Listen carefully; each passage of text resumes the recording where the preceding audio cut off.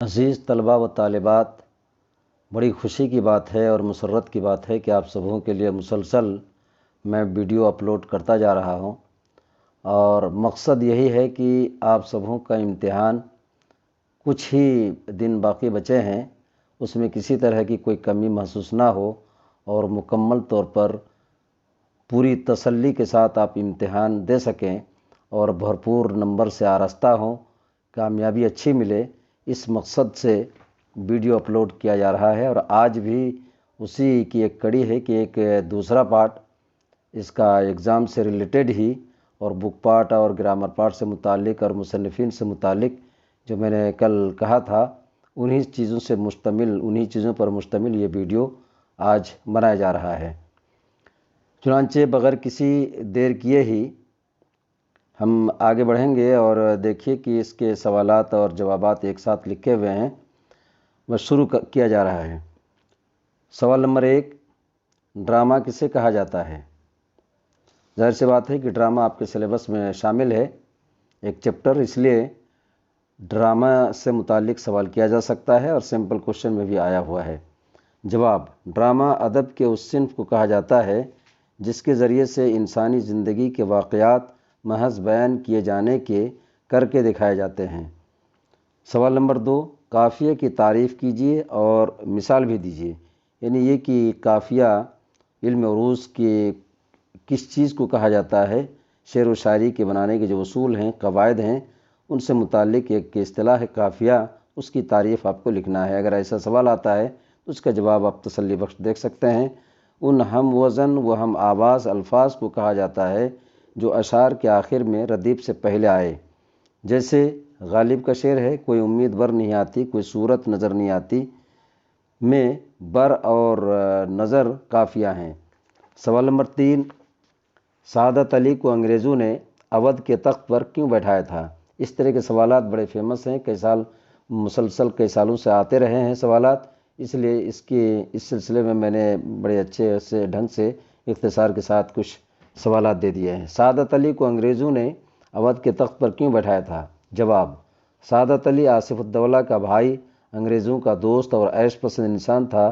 اس نے آدھی مملکت اور 10 لاکھ روپے کے بدلے انگریزوں سے سودا کیا، اس لیے انگریزوں نے اسے اودھ کے تخت پر بیٹھایا تھا۔ سوال نمبر 4 دیکھیے، ای میل بھیجنے کا کیا طریقہ ہے؟ جواب: ای میل انٹرنیٹ خدمات کا ایک ایسا حصہ ہے جو پیغامات کو اشاروں میں تبدیل کر کے ایک جگہ سے دوسری جگہ بھیجتا ہے۔ سوال نمبر 5، وزیر علی کے کردار پر مختصر نوٹ لکھیے۔ جواب: وزیر علی لکھنؤ کے سلطان آصف الدولہ کا لڑکا، محب وطن اور بہادر انسان تھا۔ سعادت علی اس کا چچا اور دشمن تھا۔ اس نے انگریزوں سے مل کر اودھ کے تخت سے اسے معزول کر دیا تھا، لیکن وہ بہادر اور جانباز تھا۔ اس کی بہادری سے انگریزوں کے کلیجے دہل جاتے تھے۔ مہینوں گورکھپور کے جنگل میں اس کی گرفتاری کے لیے خیمہ زن ہونے کے باوجود انگریزوں کو اس کی گرفتاری کے لیے کامیابی نہیں ملی۔ سوال نمبر 6، نظم کس طرح کی شاعری کو کہا جاتا ہے؟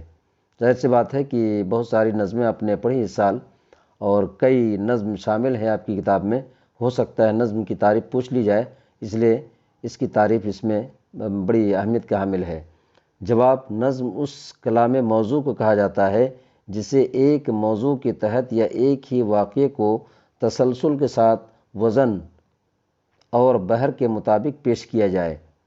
اس میں وحدت تاثر ہو اور ایک ہی عنوان کے تحت پوری ایک کڑی سے ہر کڑی دوسری کڑی سے ملی ہوئی ہو، اس طرح کی نظم شاعری کو نظم کہا جاتا ہے۔ 7 نمبر، غزل کے سب سے بہترین شعر کو کیا کہا جاتا ہے؟ جواب: غزل کے سب سے بہترین شعر کو بیت الغزل یا شاہ بیت کہا جاتا ہے۔ سوال نمبر 8، پروفیسر محمد مجیب کی حالات زندگی کو اختصار کے ساتھ لکھیے۔ جواب: علوم و فنون کے ماہر اور ہمہ گیر شخصیت پروفیسر محمد مجیب 1902 میں لکھنؤ میں پیدا ہوئے۔ ابتدائی تعلیم کے بعد یورپ سے کئی ڈگریاں حاصل کیں۔ فرانسیسی، لاطینی اور جرمنی زبانوں میں کمال حاصل کیا۔ واپسی کے بعد 1948 میں جامعہ ملیہ اسلامیہ نئی دہلی کے وائس چانسلر بنے۔ کتب بینی، سنگ تراشی، مجسمہ سازی، مصوری اور موسیقی میں دلچسپی کے علاوہ تاریخ کی مختلف کتابیں، ڈرامے اور افسانے لکھے۔ وہ ایک کامیاب ترجمہ نگار بھی تھے۔ ٹرانسلیٹر، ترجمہ نگار کا مطلب ٹرانسلیٹر۔ ان کی قومی، علمی اور ادبی خدمات کے اعتراف میں حکومت ہند نے انہیں پدم بھوشن کے انعام سے نوازا۔ سوال نمبر 9، شعر کی تعریف کیجیے یا شعر کسے کہا جاتا ہے اسے بیان کیجیے۔ جواب، شعر اس کلام موضوع کو کہا جاتا ہے جسے علم عروج کے اصول یعنی کسی وزن اور بحر کے مطابق ارادتاً مرتب کیا گیا ہو۔ سوال نمبر 10، مرزا غالب کی طرز تحریر پر ایک مختصر نوٹ لکھیے۔ جواب، مرزا اسد اللہ خان غالب تخلص اور 1797 میں آگرہ میں پیدا ہوئے۔ دہلی کے ادبی ماحول میں ان کی شعری ذوق کی تربیت ہوئی۔ وہ نہ صرف غزل کے عظیم شاعر ہیں بلکہ انہوں نے اردو خطوط نویسی کی بنیاد بھی رکھی۔ خیال کی بلندی، مضمون آفرینی، شوخی ان کے کلام کا طرۂ امتیاز ہے۔ دیوان غالب ان کا شعری مجموعہ ہے اور عود ہندی و اردو معلی خطوط کے مجموعے ہیں۔ وہ اپنی طبیعت کی شوخی اور بانگ پن کی وجہ سے ہمیشہ یاد کیے جاتے رہیں گے۔ سوال نمبر 11، رتن سنگھ کے بارے میں جو کہ آپ نے ایک ان کا مضمون پڑھا ہے، کاٹ کا گھوڑا۔ رتن سنگھ کا تعارف کراتے ہوئے ان کی مشہور تصانیف کا ذکر کیجیے۔ جواب، رتن سنگھ قصبہ داؤد سیالکوٹ 1927 میں پیدا ہوئے۔ تقسیم وطن کے بعد دہلی چلے آئے۔ آل انڈیا ریڈیو سے وابستہ رہے۔ افسانے نگاری میں شہرت ملی۔ پہلی آواز، کاٹ کا گھوڑا، پناہ گاہ، افسانے، دربدری، اڑن کھٹولا، ناول، وڈ بیتی، سوانحی نظم ان کی مشہور تصانیف ہیں۔ سوال نمبر 12، حبیب تنویر کے 2 ڈراموں کے نام لکھیے۔ جواب، برما کی کہانی اور آگرہ بازار حبیب تنویر کے 2 ڈرامے ہیں۔ سوال نمبر 13، ساحر لدھیانوی کا پہلا شعری مجموعہ کون سا ہے؟ جواب، تلخیاں ساحر لدھیانوی کا پہلا شعری مجموعہ ہے۔ سوال نمبر 14، علامہ اقبال کی بچوں کے لیے لکھی گئی 2 نظموں کے نام لکھیے۔ جواب، علامہ اقبال کی بچوں کے لیے لکھی گئی 2 نظمیں بچے کی دعا اور پرندے کی فریاد ہیں۔ سوال نمبر 15، رباعی کسے کہا جاتا ہے اس کی تعریف لکھیے۔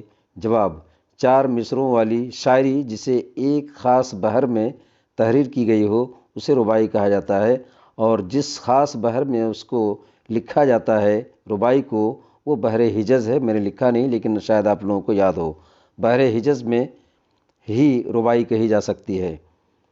16 نمبر، بلاغت کی واضح تعریف لکھیے۔ علم بلاغت آپ نے پڑھا ہے لیکن بلاغت کی تعریف چونکہ سلیبس میں جب شامل ہے تو یہ بھی سوال پوچھا جا سکتا ہے۔